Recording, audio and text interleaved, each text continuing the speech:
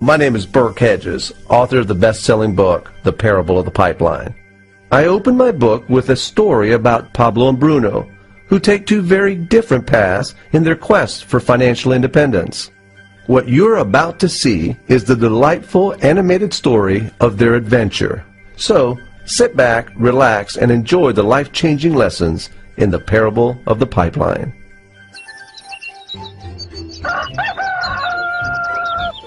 Far away, in a small village, near a beautiful valley, lived two friends, Pablo and Bruno. They were both young and dreamed of a better life for themselves. They'd often discuss their dreams about how they would become the most successful men in the village. They weren't afraid of hard work, and they searched for opportunities to help realize their goals and achieve their dreams. One day, an opportunity presented itself.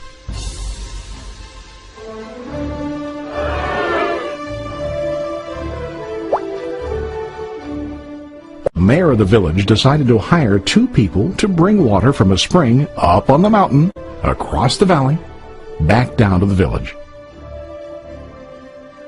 They were to be paid based on the amount of water delivered to the village. Bruno and Pablo enthusiastically got to work.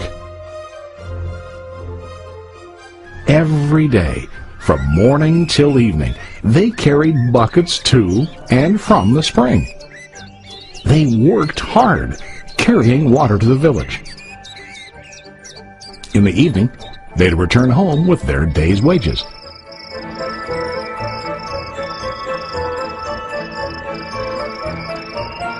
Bruno was satisfied with his work and the money he earned. He was sure that with this work he could achieve his dreams. Bruno thought that to increase his wages he could use bigger buckets to bring more water each trip. He believed with a larger income he would soon be able to buy a cow and the house that he dreamed about.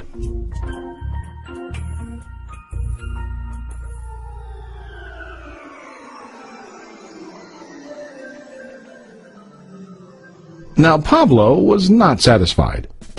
At the end of the day, his back and hands ached, and he was exhausted. He was looking for an easier way to earn more.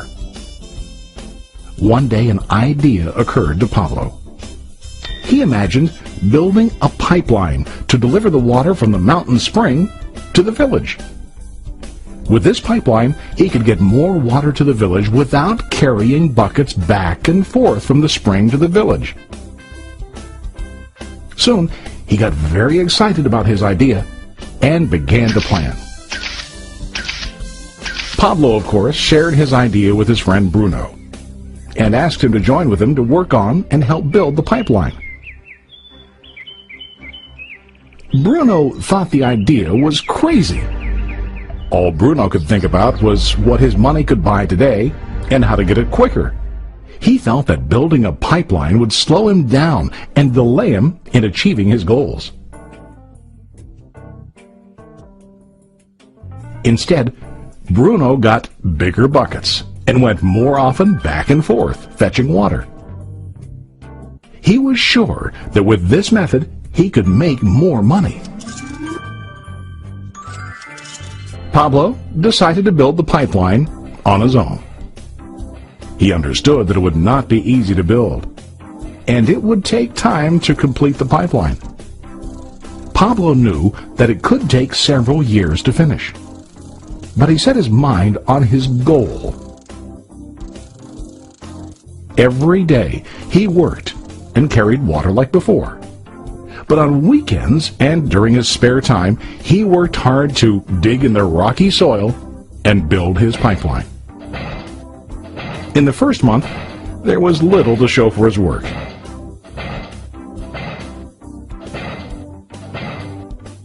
Bruno and the villagers laughed and teased him. They called him Pablo the Pipeline Man. During this time, Bruno's income doubled. He already bought a cow and a bigger house. His lifestyle changed.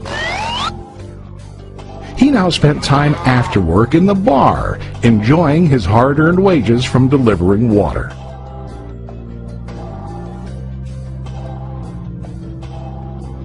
What Bruno didn't realize was that his body was starting to stoop from carrying heavy buckets every day.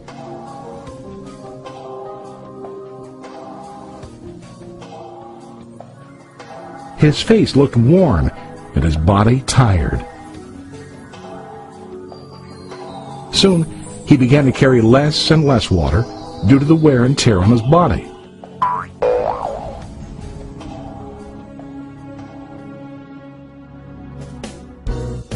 Month after month, Pablo worked. Soon a year passed, and then a second year. Finally, Pablo finished his pipeline. He now used his pipeline to deliver water to the village instead of carrying buckets. Pablo was now earning more money than ever before. The water continued flowing to the village, while Pablo wasn't working. While he slept and ate, the water flowed. Pablo was happy and proud of his insight, persistence, and hard work. Now his income flowed as long as the water flowed through his pipeline.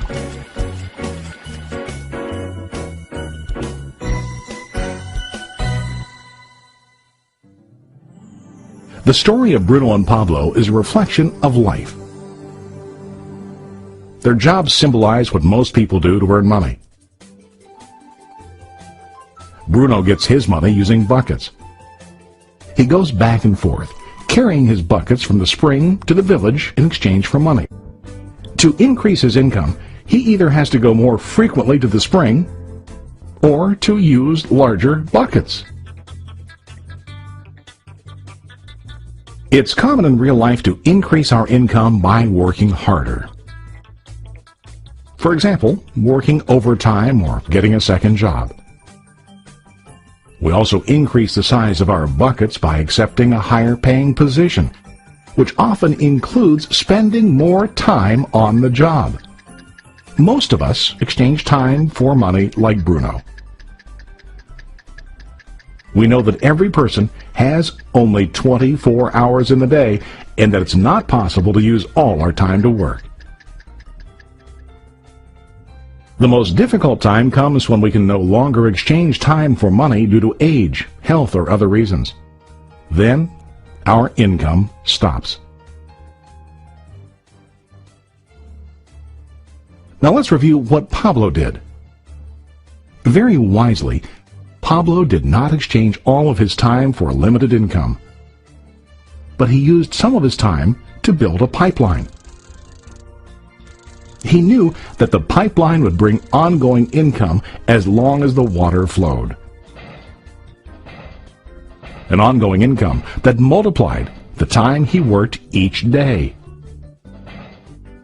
Pablo knew that someday, maybe because of age or health, he would no longer be able to exchange his available time for money. Pablo knew that if he could make his idea of a pipeline work, then he only has to do the hard work of building the pipeline. After the pipeline was completed, Pablo was able to monitor and maintain the flow of water to ensure that his income will continue. Pablo has shown us that to earn an income, we don't always have to directly exchange time for money. There really are better ways. How about you? Are you still like Bruno, who directly exchanges time for money? Or do you want to be like Pablo, building and maintaining a pipeline for ongoing income? If you are interested in the idea of building your own pipeline, contact the person who lent you this presentation. You can start building your pipeline today.